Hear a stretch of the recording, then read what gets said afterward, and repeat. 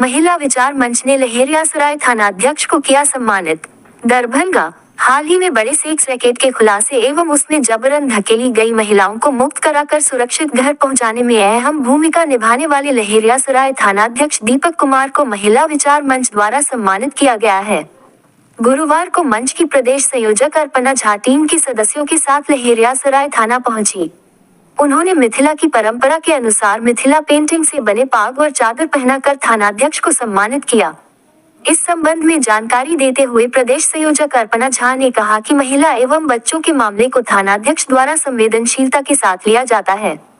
पीड़ितों की मदद में इनकी भूमिका सराहनीय है।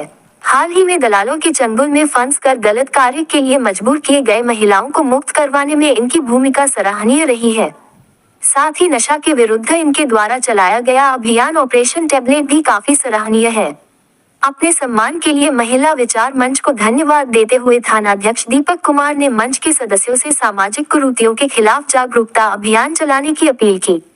मौके पर महिला विचार मंच की ओर अर्चना झा, काजल चौधरी, सुषमा सिंह एवं रंजू कुमारी आदि भी मौजूद थी।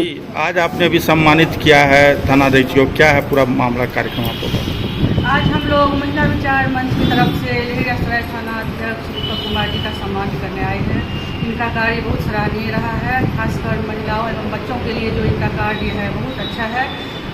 और अभी हाल फिलहाल में कुछ महिलाओं के साथ बहुत गलत हो रहा था, बहुत गलत दलालों के साथ महिला सब फंस गई थी। उन महिलाओं को उस दलालों के चंगुल से निकालकर सुरक्षित घर पहुंचाने का कार्य इनका बहुत अच्छा रहा है।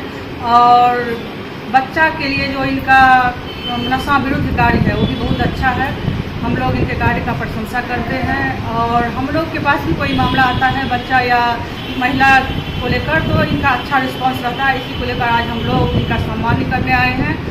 और भी कोई थानाध्यक्ष या पुलिसकर्मी के द्वारा कोई सराहनीय कार्य हुआ है तो हम लोग उनका धन्यवाद देते हैं और उनका भी सम्मान करेंगे। क्या नाम है आपका? अर्पणा झा।